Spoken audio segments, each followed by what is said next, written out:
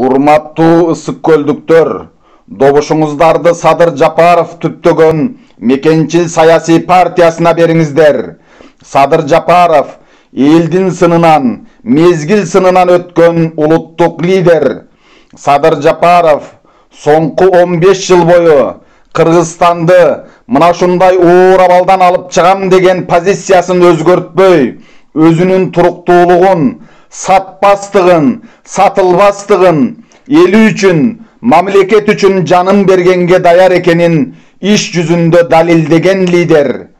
Урматтуу мекендештер, ойлоңгула, ойгоңгула, туура тандоо жасаңыздар. Сиздер кечээ эле уюша калып, кооз сүйлөп, 3 кишини коррупционер деп кыйкырып койгон партияларга ишенип алданбаңыздар.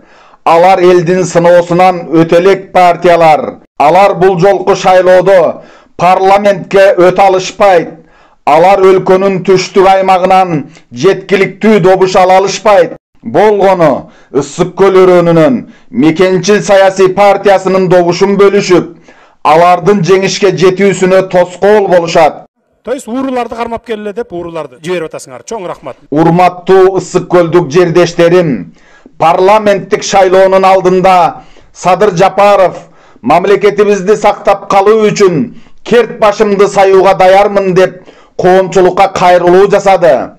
Урматтуу мекендештер, өз кулунуңуздар Садыр Жапаров соңку 15 жылдан бери коомчулукка өлкө үчүн канын, жанын, аябастыгын көзгө сая далилдеди.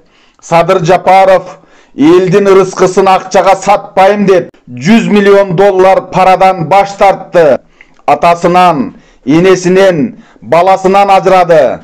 Анда да өлкөнү өзгөртөм деген позициясынан кайткан жок. Менин башымды кесип коюшуңар мүмкүн, но бирок тилимди кесе албайсыңар. Бул менин мыйзамдуу укугум. Садыр Жапаровду абактан чыгарабыз деп канча жолу митингге чыктыңыздар, бирок чыгара албадыңыздар. Мына эми калемдин учу менен эле чыгарып алуучу мүмкүнчүлүгүңүздөр өзүңүздөрдүн колуңуздарда турат. Ал үчүн баарыңыздар Садыр Жапаров башында турган Мекенчил саясий партиясына добуш берүүңүздөр зарыл. Ошондо гана кыргыз эли жеңишке жетишет.